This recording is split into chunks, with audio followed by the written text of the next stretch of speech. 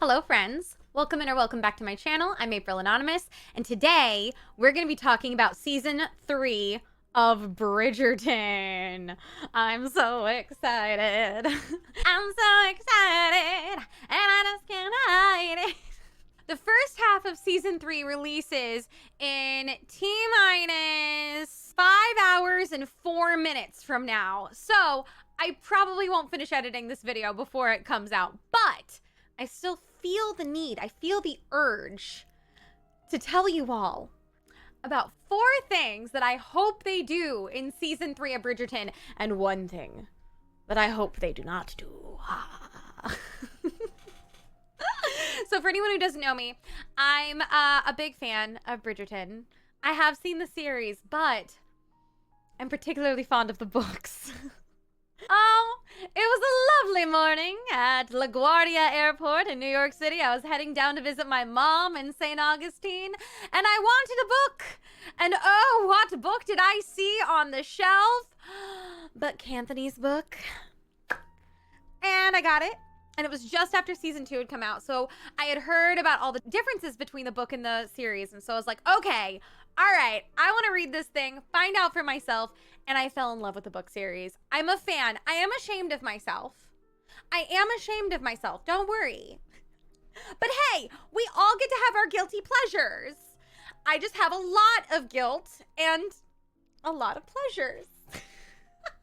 Oh, so I am so excited for season 3 to come out. I'm so excited to see what they do because I really have enjoyed the way they've translated the books to the screen. But this is my first time experiencing the series having read the book beforehand. So I have 4 things that I really hope happen, and 1 thing that I'm kind of hoping doesn't happen. Let's start with the first one. It's number 1. Book spoilers, by the way. Get out if you don't want them. Get out if you don't want them. Number 1 is obvious. It's a great scene. Everyone wants this, I think. I don't know. But the carriage scene.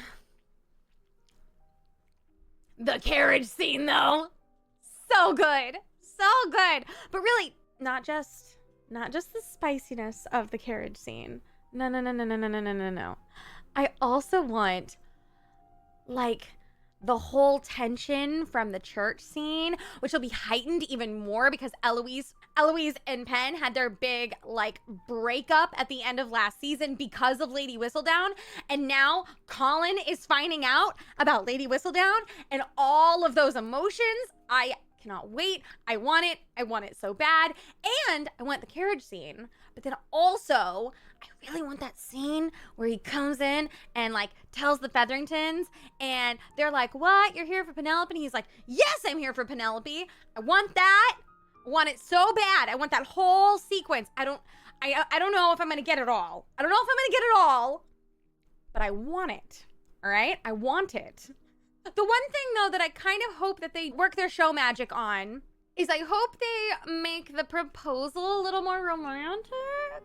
You know, not even just romantic. I hope they give Penelope a little more agency in that moment. In the book, it kind of feels like she gets swept along, and I would love to see Penn take a little more agency in that proposal moment. And I have utter faith in the writers and the showrunners of Bridgerton. They've done such a good job with so many changes in the past. I really hope that they add a little bit of agency there. And I think they will. I think they will. If they know it's good for them. I'm kidding so much, please. Number 2, I really hope they keep Penelope and Lady Danbury's friendship from the books. In the books, Lady Danbury's really, like, leading the charge to expose Lady Whistledown, and it adds this fun little repartee between her and Penelope, and I really feel like it allows Penelope to come out of her shell in a new way. It adds some snark and spunk and really allows Penn to match wits with someone, and I'd love for them to not only include it, but I'd love for them to expand on it. Plus, the 2 actresses are both so talented, so good. Honestly, highlights of the show, the 2 of them. So it would be so fun to get to see them spend more screen time together. I would love it. I really hope that they don't cut that. I hope that they don't reduce it too much. That's something that I would love to see not only included, but expanded in the show. Now, number 3 and number 4 are very book specific. And I don't know if I'm going to get both of them. I hope I get at least one. At least one. But they kind of go hand in hand. Number 3 is, I want to see Sophie. I want the screen debut of Sophie Beckett. I want it. An Offer from a Gentleman, honestly, is one of my favorites. I think it might be my favorite. If you put a gun to my head and said pick one, I don't know, don't quote me. I may change my mind at any given time, but I love Sophie as a character. I feel like she is so unique in the series because she's from a different class, and I would just love to see, especially since they swapped the 2 seasons. I was so disappointed because I love Benedict's story, but I would just love to at least get to catch a glimpse of Sophie Beckett. I've heard some casting rumors. I'm on board for all of the rumors I've heard, but I want to see her. I want to know she exists. I want to know she's part of the plan. Don't leave me hanging. Don't leave me hanging here. I know I'm especially unsure if this one's going to happen because I know Benedict has a new lady love that they're planning on introducing this season, a widow, and I get that, but I still really hope that I get my Sophie moment, because it would be such a great opportunity for them to set up Benedict to be in the next season, or even a couple seasons from now. It would just be such a lovely way to set him up for his season, to have that moment where we catch a glimpse of her, where we see her. And honestly, I'd love a masquerade ball moment in general.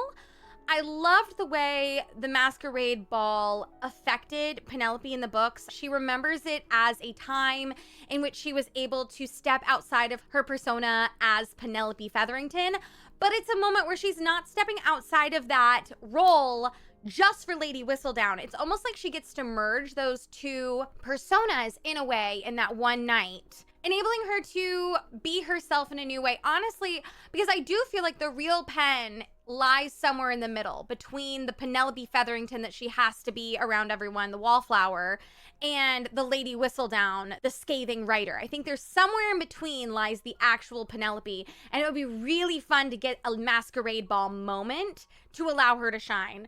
And you would give me a little Sophie Beckett. I'm not forgetting about that. I'm not going to let that go.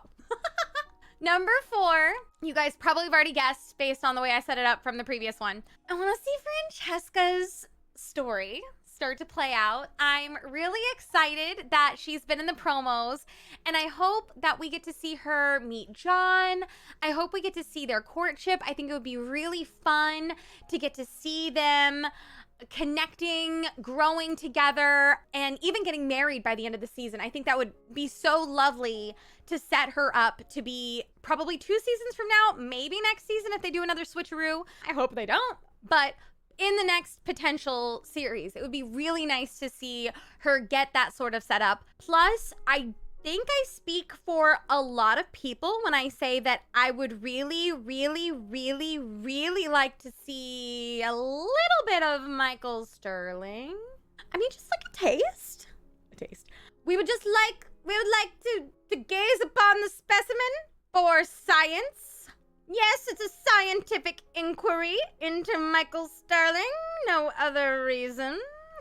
I love Francesca's book. I think that kind of like how Sophie's very unique in that she's from a different class, Francesca's really unique because she's a widow, and it adds this new dimension to her as a leading lady, allowing her to have had some experience. She's not an innocent virgin. It's like the anti-Daphne. She knows exactly what's going on, and I think it adds such an interesting new dimension to that story. So I'm really excited to see her start to take the stage, and I just have always been a big fan of her character in general. So it would be so nice to see her, perhaps in like a secondary plot, meet John, meet Michael, and fall in love with John, get married, and begin that next chapter for Francesca. Now, here comes the one thing that I hope they don't do. And I'm already emotionally prepared to have my heart broken about this. I have no idea how they are going to get away with not doing this. It is so plot relevant. I cannot imagine a way for them to get around this. But I really don't want to lose Lady Whistledown.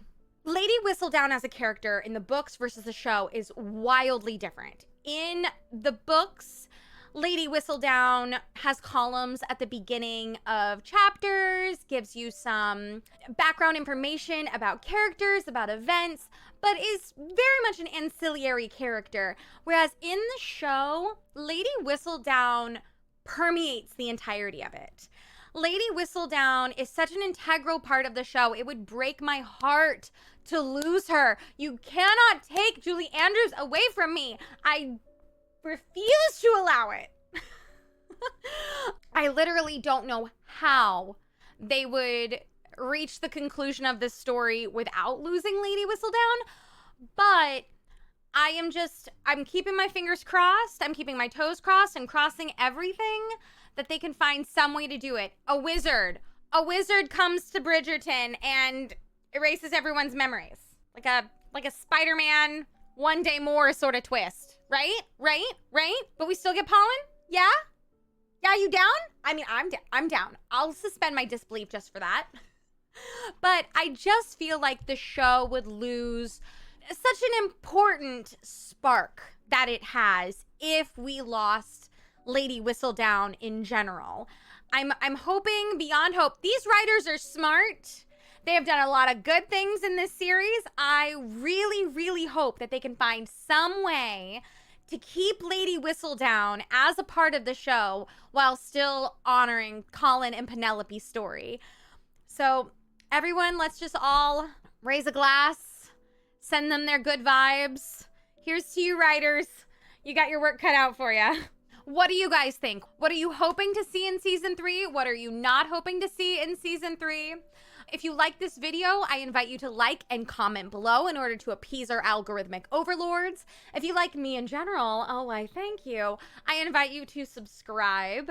I get such a thrill of happiness every time I get a new subscriber. I notice and I get really excited. So thank you so much. If you'd like to help me feed my cats, look at the baby over there. In the manner to which they have become accustomed, I invite you to check out my Patreon. I'm listing my current Patreon members right here. Thank you so much for your support. It truly, truly, truly means the world to me. Truly. I'm going to say it 3 more times. Truly, truly, truly. Thank you all so much for going on this journey with me. I couldn't do it alone, and I'll see you all in the next one. Bye. Carry me home on your shoulders. Love.